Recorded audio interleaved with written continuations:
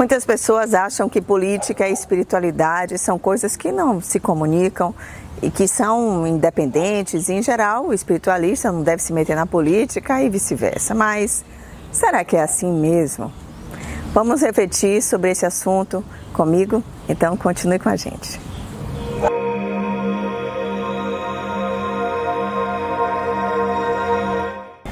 Talvez você não saiba, mas durante 7 anos eu fui procuradora-geral da Câmara de Vereadores daqui de Salvador.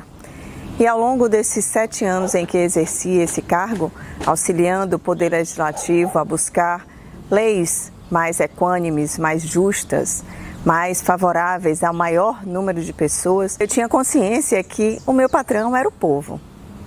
Essa é a chave de uma verdadeira política. A política deve ser voltada para o povo, polis, cidades, centros de decisão. E essas decisões devem sempre favorecer o maior número de pessoas. Mas, de alguma forma, um pequeno grupo lá atrás acreditou que outros vetores, além do olhar geral, deveriam prevalecer na política. E foi aí que as coisas começaram a desandar. Interesses pessoais ou dos grupos a quem pertenciam corromperam o ideal verdadeiro de uma política justa e divina. E é nesse momento que eu quero te dizer que política deve haver, sim, com a espiritualidade. Porque se somos espíritos vestidos de carne e a política integra uma tarefa, uma missão da nossa carne, o espírito deve prevalecer sobre essa carne, sobre a matéria. O espírito de paz, o espírito de justiça, de bondade, de humanidade. São esses os elementos que um bom político, um bom espírito vestido de carne deve aplicar na experiência material. Somente pessoas que tenham afinidade, tem um olhar muito mais amplo e generoso e não precisa estar em nenhuma religião, não precisa ter nenhuma prática espiritual habitual, mas ter dentro de si a certeza de que servir ao próximo, de que servir aos outros, de que servir ao maior número de pessoas deve ser seu ideal de bondade. E aí, lógico que eu vou ter que lembrar você também uma outra coisa.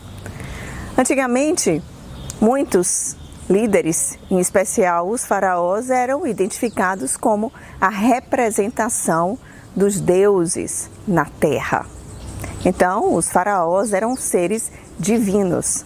Seria a própria presença do Ra, o Deus Sol, vestido de gente. E por que será que essa tradição entendia que o faraó era a representação máxima da divindade?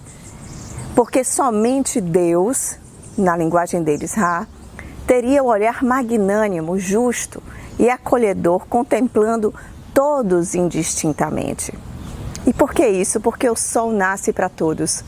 O mesmo sol que aquece um telhado nobre, também aquece as palafitas. E essa forma indistinta de servir a luz para todos é que deve ser nossa inspiração para uma boa política. Alguém que esteja vestido de político, seja como agente público eleito, ou num cargo de comissão transitório, ou exercendo um papel social que os reis antigamente exerciam, como a própria justiça, a polícia e qualquer serviço que tenha envolvimento, entregar algo para o povo, deve estar vestido, municiado das luzes divinas, da irmandade, da fraternidade, da igualdade. E aí, é lógico, se a gente tem como referência que o sol nasce para todos, indistintamente, a casa que abriga dezenas em um asilo recebe o mesmo sol daquela mansão que só moram 3 pessoas, mostra muito bem que Deus não tem eleitos, mostra muito bem que Deus não tem excluídos e que todos são filhos e filhas de Deus. Então, a política deve também ser assim, sem qualquer prática de exclusão, sem qualquer argumento que possa convencer você a se afastar de um irmão, a segregar, a discriminar.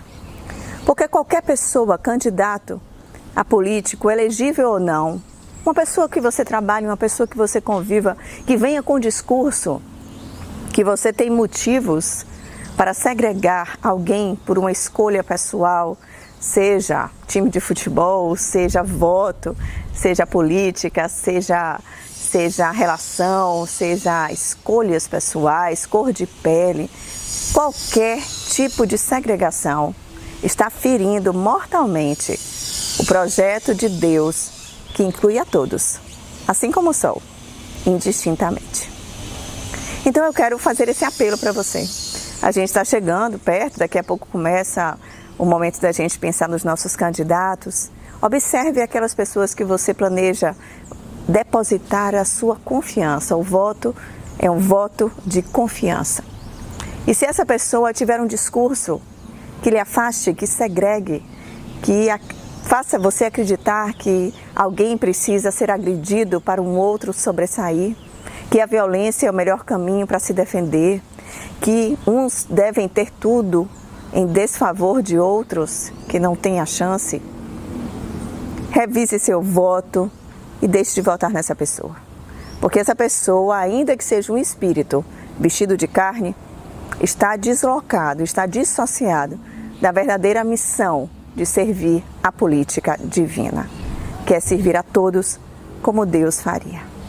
Olhando de um a um e olhando as singularidades no maior grupo, percebendo as individualidades e buscando acolher toda e qualquer diferença, não para tratar igualmente os desiguais, mas tratar com singularidade todas as diferenças sem qualquer tipo de exclusão. Essa é a política que eu acredito. É a política que integra, que agrega, que une, a política que é divina e que é de Deus. Pense sobre isso e eu tenho certeza que você terá um momento de voto muito mais consciente, uma consciência espiritual aplicada ao seu ato de votar. Eu mesma farei isso. Se você gostou desse vídeo, dê aqui o seu gostei, é muito importante pra gente. Partilhe com alguém que você acha, poxa, eu nunca tinha pensado nisso, eu achava que política e espiritualidade eram coisas distintas, mas não são. E vamos juntos, né, rever esse entendimento. Divulgue, porque a gente precisa ter uma compreensão mais alargada sobre a importância do voto. E a gente, se você quiser assim sugerir, dar alguma ideia, acrescentar, por favor, é super importante pra gente. A gente se vê no próximo vídeo. Até lá!